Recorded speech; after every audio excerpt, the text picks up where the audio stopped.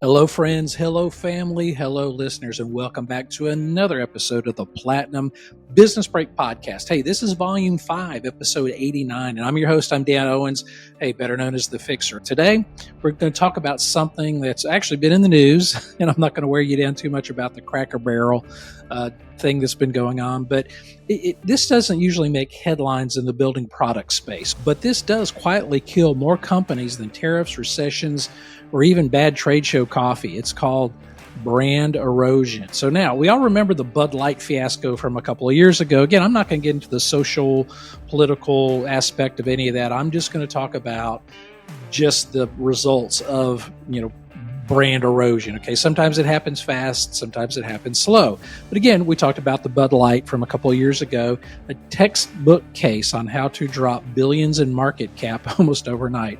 Or most recently, we've been seeing this on the LinkedIn feeds and Facebook feeds, and Instagram, all over social media, Cracker Barrel's rebrand, which landed about as well as a lead balloon at the family reunion. All right. So, but these are examples of fast, dramatic implosions. I want to talk about something a little slower. In the building product space, whether you're a manufacturer or contractor, but if you're in building products, building materials, it's rarely that exciting. Instead, it's a slow drip, okay, or death by 1,000 cuts, I've heard people say. Quality issues here, a bad process there, poorly trained reps, tone-deaf management. Before you know it, your brand value has leaked away like water through a pinhole in a pipe.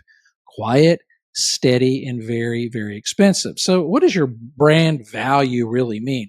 So let's clear this up right away. Brand isn't your logo. It's not your tagline, or whether you're, if you're at a trade show, been talking about that lately, whether your booth had the best giveaway. Your brand is the trust equity that you've built over time. So Interbrand estimates that brand value accounts for up to 30% of a company's total market value. Wow. McKinsey research shows companies with strong brands outperform competitors by up to 20% in sales growth and 2 times higher returns to shareholders. And here's the kicker. Gallup found that companies with weak brand alignment see a 20% drop in employee engagement, on top of all the other stuff.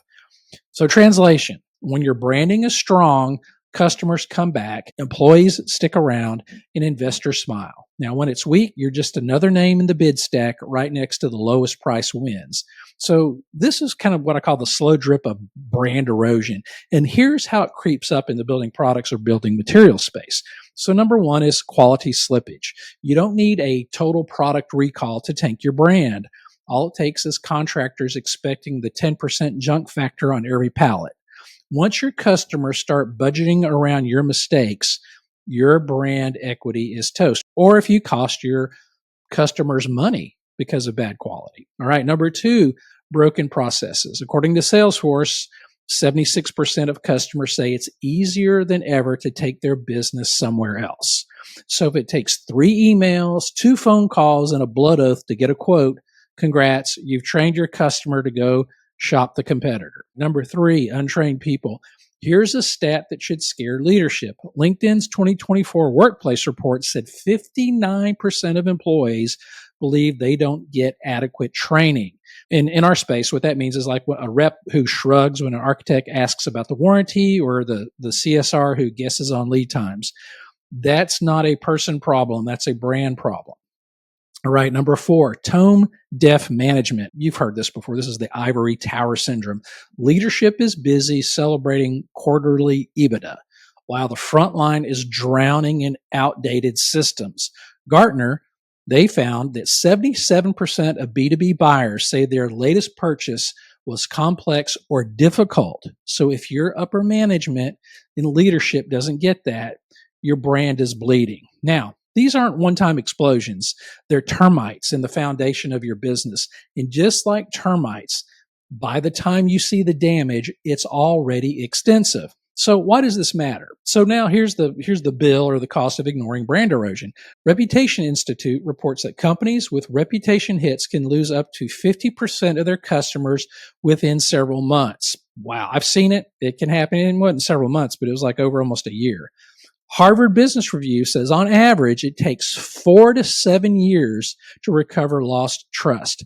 That's basically 2 recessions and a new, ERP implementation in the building products time. For employees, Deloitte, they found that 39% of workers who lose faith in leadership's direction actively look to leave within 12 months. So that means not only are you losing customers, you're also bleeding talent. And let's not kid ourselves. Brand erosion hits the bottom line. In building products, this is what it looks like. 1, getting spec'd out of a project, losing distributor shelf space, or worse, becoming the brand that everyone only buys when they need a cheap fill or they have to buy it. Okay, that's not market share, that's market pity. But here's the good news. Here's the fix. Brand erosion is preventable if you get ahead of it. Here's brand maintenance 101 in my opinion. Number 1, listen before you lecture. Customers will tell you what's broken if you're humble enough to hear it. They're telling you every day. And this really, I know the frontline people know all the problems. They can help you solve all the issues, upper management, if you're willing to listen. Number 2, train like you mean it. A trained team amplifies your brand. An untrained team erases it. Okay, number 3, simplify the process. Make it easy for customers to buy from you than anyone else. Friction is where brand loyalty goes to die. You've heard me say this. Success formula is this. Execute the basics flawlessly and make it easy for your customers to do business with you. All right, next one and last one. Protect quality like your bonus depends on it. Because trust me, it eventually does. And remember, nobody fixes a leaky roof in the middle of a hurricane. The time to protect your brand is before the market teaches you the hard way. So again, this is not a long episode, but I want to do a commentary on this, latest Cracker Barrel deal and how it kind of relates to building products. So here's the bottom line. In building products, brands usually don't implode. They corrode. It's a slow leak of trust, processes, quality, and culture. So you need to guard it, fix it, invest in it, or else your brand won't be the one people remember. It'll be the one they avoid. All right, well, that's all I got on this one. Hey, and I'm Dan Owens. Hey, I'm the fixer, and I can help you on this. This has been the Platinum Business Break Podcast. It's Volume 5, Episode 89. Hey, let's keep your brand strong, your people proud, and your profits healthy. Thanks again for listening. Thanks again for watching, and we will see you next time. Bye.